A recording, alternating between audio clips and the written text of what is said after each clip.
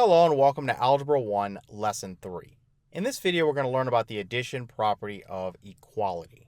So in our first two lessons of our Algebra 1 series, we learned some important vocabulary that's going to help us throughout our course. The first thing we kind of talked about was that a variable is a symbol, and generally it's a letter, a lowercase letter, like X or Y or Z or any one that you want to use that represents some unknown value. Then we kind of moved on and we talked about something else known as a term. Now, a term is a single number, or it could also be a single variable, or it could be a number times one or many variables where your variables are possibly raised to powers. So as an example, a term could be, again, just a number. So let's say 7, or it could just be a variable. Let's say Y. Or it could be a number times one or many variables. So I could have something like 7x, or I could have 2xy, or I could have 3x squared y cubed z, something like that. Each is an example of a term. Now, kind of the next thing we talked about was an algebraic expression. So this is a single term, okay, so a single term by itself, or it's a collection of terms separated by plus or minus symbols. So for example, let's say I had 7x minus 2. So I have a term here and a term here, and it's separated by a minus symbol. So this is an algebraic expression. Or I could just have a single term. I could just have the number 3, right? That's also an algebraic expression. Or I could have something much more complex. Let's say I had 4x squared minus 2y plus 17. Again, each term is separated by the plus and minus signs. So this is a term, 4x squared, 2y is a term, and 17 is a term. So then next we kind of talked about equations. So I want you to recall that an equation is a statement that two algebraic expressions are equal. Now we fully understand what an algebraic expression is at this point. Let's say I had something like 2x plus 3. 2x plus 3. Again, we know that this is an algebraic expression. This is an algebraic expression. Right? I have a term 2x that's added to another term that's 3. Right? That's following the definition of an algebraic expression. And let's say this is equal to another algebraic expression, just the number 11. And again, this can also be an algebraic expression because an algebraic expression, again, is a single term, or it's a collection of terms separated by plus or minus symbols. So in each case, we have an algebraic expression, and now we've kind of thrown into the mix this equals sign. So what this tells me is that the left side is the same as or is equal to the right side. You can kind of think of some definitions of things being equal in your life. If we have equal pay, that means we make the same amount.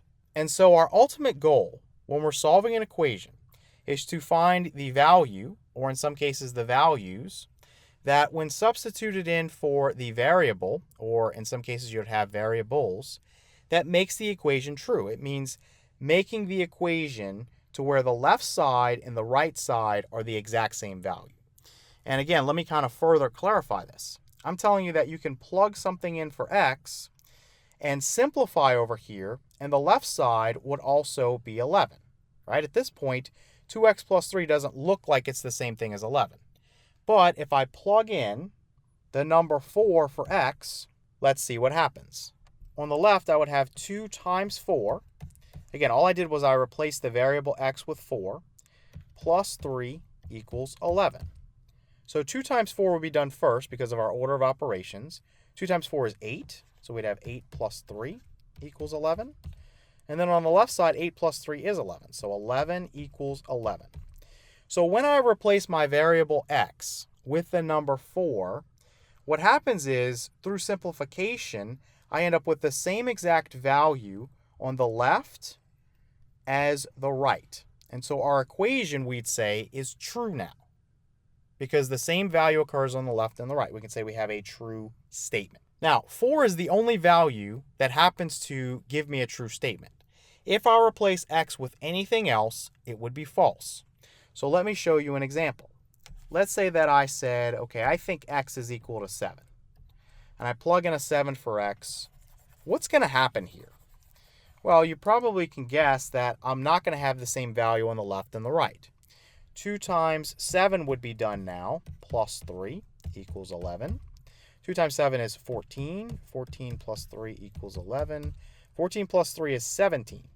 17 is not equal to 11. 17 is not the same value as 11, right? They're not equal. If I made $17 and you made $11, we don't have equal pay. So at this point, we can say that this is false. Right? This is a false statement because 17 does not equal 11.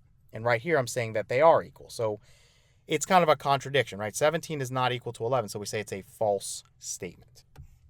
So again, only x equals 4 is a solution to this equation. So again, officially, if you want to write this down in your notes, a solution to an equation is any value that makes the equation true when it replaces the variable. So in the last example, we saw that if we replace the variable with 4, we got a true statement. The left and the right side were both 11. If we replace the variable with anything else, we won't get the same number on each side, and so it's not a solution. All right, so far up to this point, I've been giving you solutions to our equations that we're working with, and we've kind of just plugged in, and we've seen if it works or if it doesn't work. But how do you actually go about getting the solution? Well, what we're going to focus on right now, we're going to focus on very, very simple equations. So the first chapter in your textbook on solving equations is going to be dedicated to solving linear equations. And it's going to be linear equations in one variable. So one variable is involved. And they look like this. So you might see this in your textbook. ax plus b equals c. And x is our variable. But really, you can use anything. I could write this as ay plus b equals c, or I could write az plus b equals c. You can use anything as your variable. It doesn't matter. But typically we use x, so that's why this is presented like this in your textbook. And I want to talk a little bit about kind of some of these letters that we're using here, a, b, and c. The first thing is that they can be any real numbers. And we haven't really defined what a real number is, but just kind of anything you can think about at this point. Fractions, decimals, negatives, integers, anything you've worked with can be plugged in for a, b, or c with one restriction. We cannot have a equal to 0. And the reason for that is if I plug a 0 in for a, I would have 0 times x, and 0 times anything is 0. So if I plugged in a 0 for a, 0 times x is 0, that's gone, and so I don't have a variable anymore, right? I just have b equals c, and that's only true if b and c are the same number, right? So that doesn't work for us. So a, b, and c can be any real number, only a can't be 0. Now, b could be 0, c could be 0. Okay, that restriction is just on a. Let's talk a little bit about what a is called. So a is the number that is multiplying your variable. When a number is multiplying a variable, it's called a coefficient. A coefficient. And that's very important to write that down or memorize it in some way because that's going to come up a lot. So if I had something like negative 7x, we say that negative 7, the number that's multiplying x, is the coefficient of x. Or if I had, let's say, 32z, 32 is multiplying the variable z, so 32 is the coefficient of z. Now then we have plus b equals c. Now there's no variable involved in b or c, so when that happens, we call these constants. So this is a constant, and this is called a constant. Okay, so this is just kind of a number hanging out by itself. So for example, if I had something like negative 3x minus 7 equals 2, this negative 7 and this 2, those are both constants. And then this negative 3 here, the number that's multiplying x, that's a coefficient, right? That's the coefficient of x. All right, so today we're going to kind of start off. Let me kind of erase this. I'm going to show you what we're going to be working through, and then we're going to jump right in. So we're going to start off with a very simple type of linear equation in one variable. It's where a equals 1. So a is 1. So you would have 1x. And 1 times something is just itself. So if you see 1 times x, or 1 is the coefficient of x, you can just write that as x. Okay, you don't need to put the 1 next to it, and majority of the time you're not going to. So then plus b equals c. So what I'm saying is you're going to see x plus some number equals c. So let's say x plus 3 equals 7, or x minus 4 equals 2. Remember, if I have minus, that's the same thing as plus negative, right? I could write that as x plus negative 4 equals 2 if I wanted to. All right, so without further delay, let's talk a little bit about how we solve an equation. So in order to solve an equation of the form that I just showed you, we're going to use 3 properties. So the first one is very, very simple. It's the fact that a number plus its opposite is always 0. So for example, something like 3 plus negative 3 is 0, right? The opposite of 3 is negative 3. Or negative 141 plus its opposite, which is positive 141, is also 0.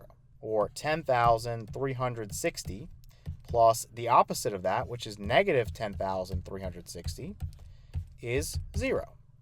Very, very simple property, but you need to remember that. Now, the other one is that if you add 0 to a number, it remains unchanged. It's called the additive identity, right? So 0, when added to a number, leaves the number unchanged.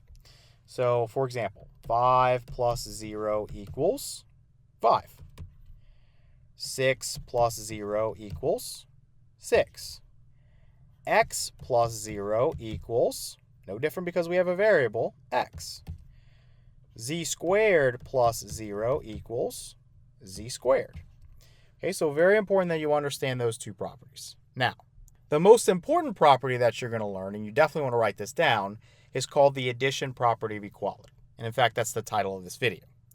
So this tells us that we can add the same number to both sides of an equation without changing the solution. So here's the key. Without changing the solution. So I'm going to change what the equation looks like, but the solution, meaning the number that I plug in for the variable that makes it true, is not going to change. So my original equation that I have has the same solution as the modified one. And that's very important because I want to know that the answer that I get in the end works in the original equation.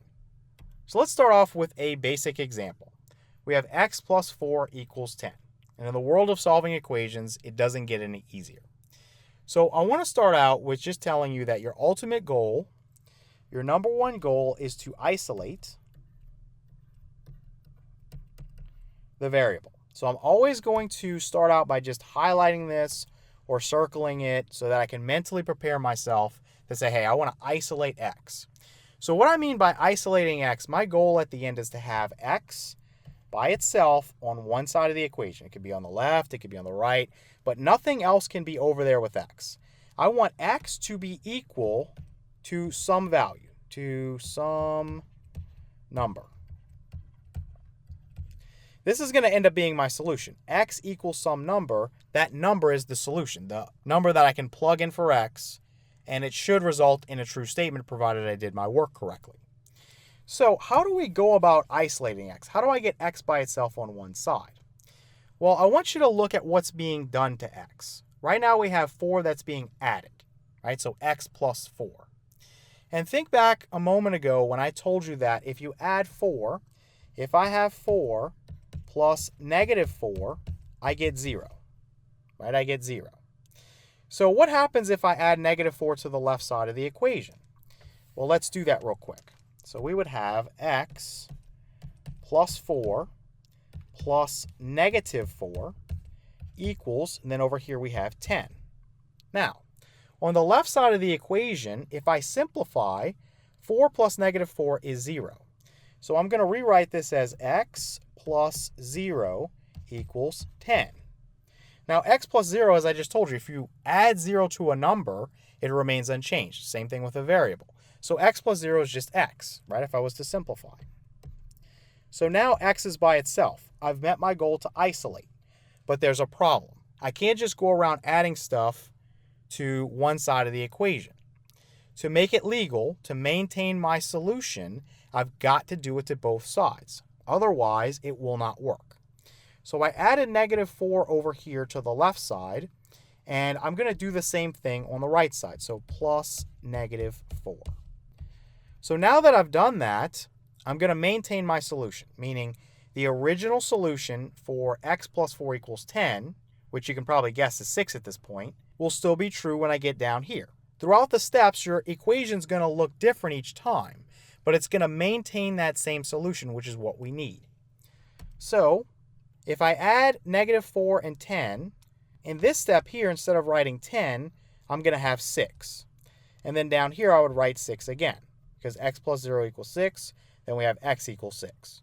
So once I get to this point where x equals some number, I have my solution. I have my value that when it replaces the variable, it gives me a true statement. So x equals 6. So we already know how to check and see if we got the right answer.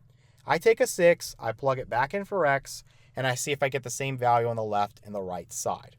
So let me erase this, and I would just plug in a 6 for x. So I would have 6 plus 4 equals 10.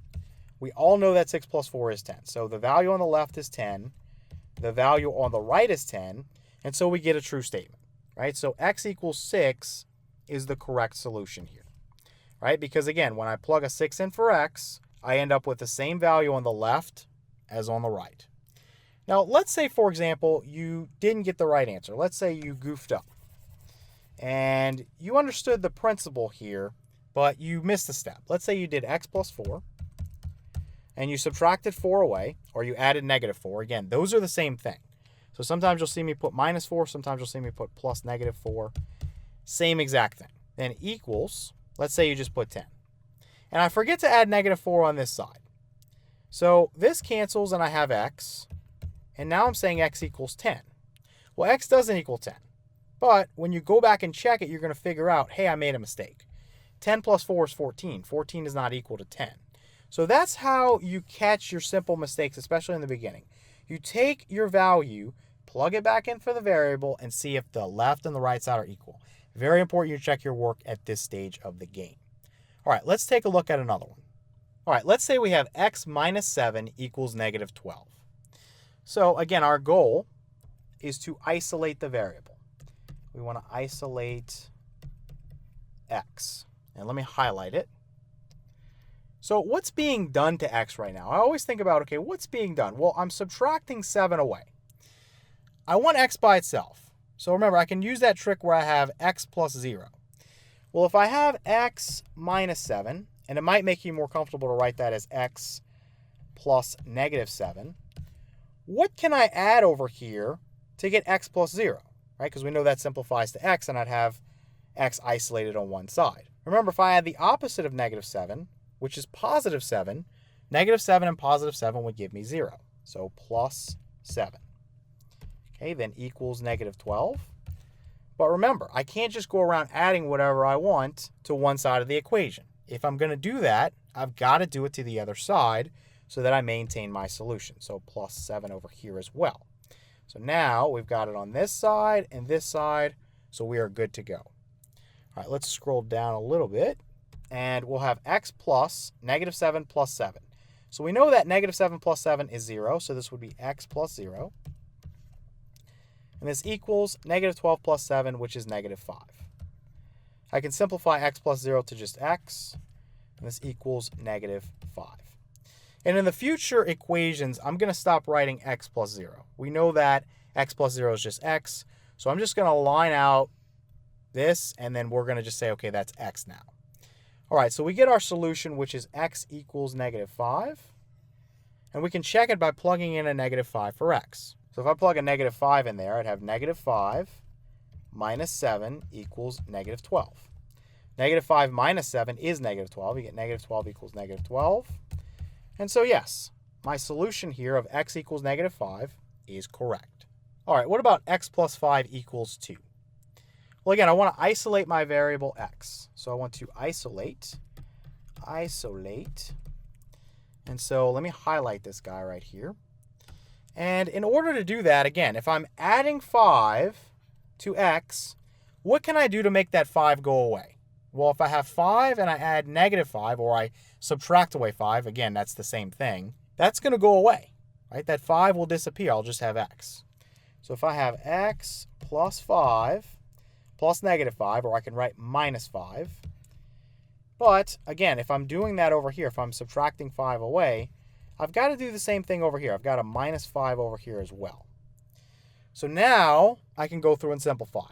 So 5 minus 5 is 0. So I'm not going to write x plus 0. You know that's just going to simplify to x. So I'm just going to cross this out and just put that this is x. And this equals 2 minus 5 is negative 3.